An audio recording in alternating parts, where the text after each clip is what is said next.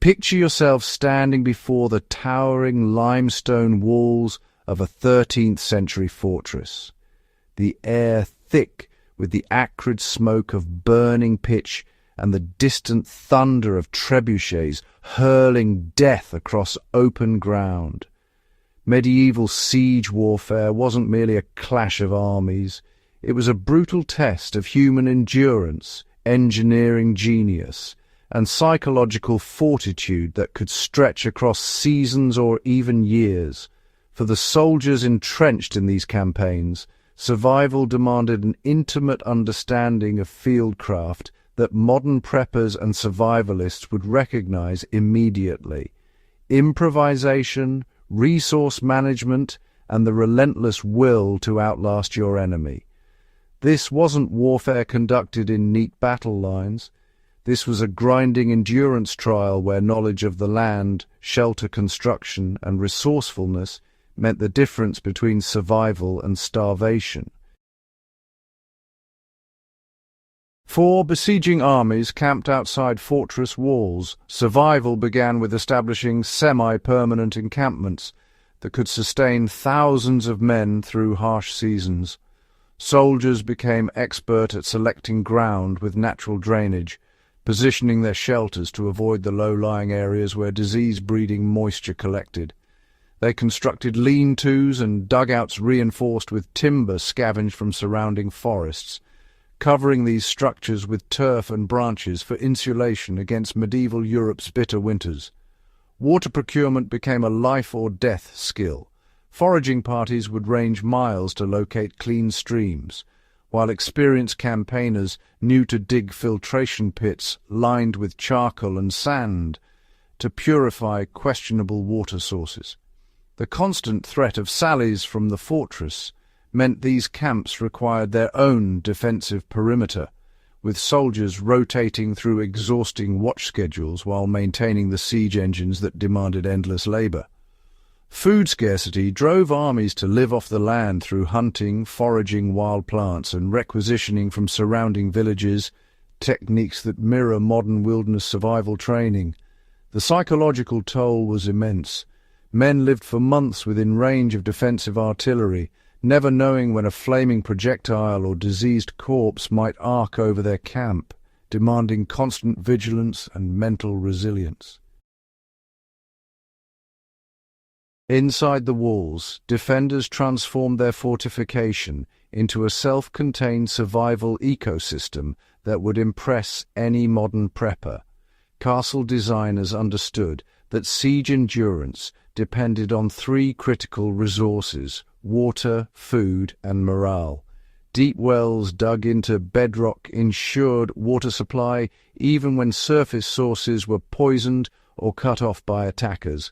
Massive storage chambers housed preserved foods, salted meats, grain stores, dried fish, and root vegetables, carefully rationed by quartermasters who understood that stretching supplies meant stretching survival. Defenders maintained kitchen gardens within inner courtyards, growing herbs and vegetables that provided crucial nutrition and prevented scurvy during prolonged isolation. The recycling mentality was absolute.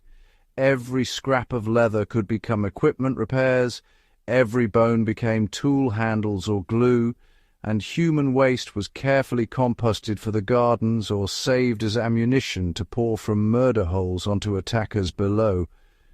Maintaining hygiene in confined spaces required disciplined systems of waste management, with designated latrines positioned over shafts that emptied outside the walls. Soldiers learned to identify medicinal plants, stored in castle apothecaries, treating wounds with yarrow and comfrey poultices, fighting infection with honey and wine. The psychological warfare cut both ways. Defenders held festivals visible from siege lines, projecting an illusion of abundance even when supplies dwindled, understanding that perception could break an attacker's will as surely as any sortie.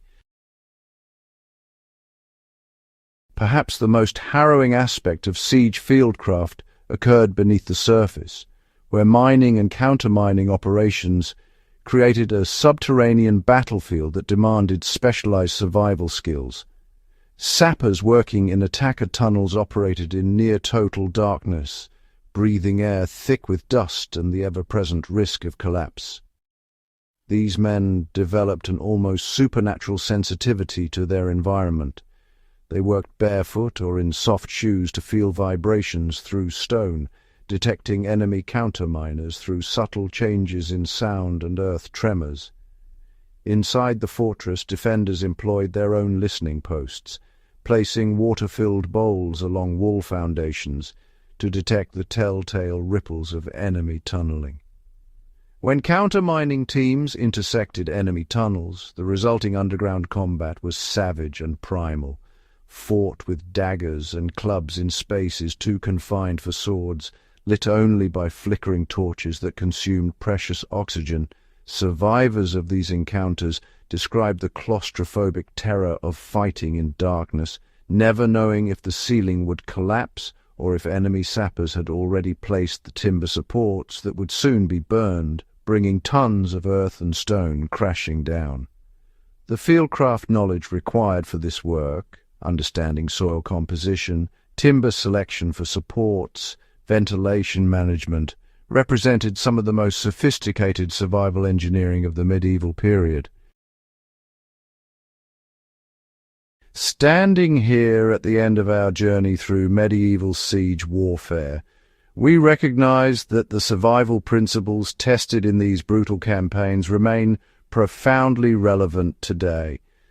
The besiegers and defenders of medieval fortifications understood what every serious survivalist and prepper knows.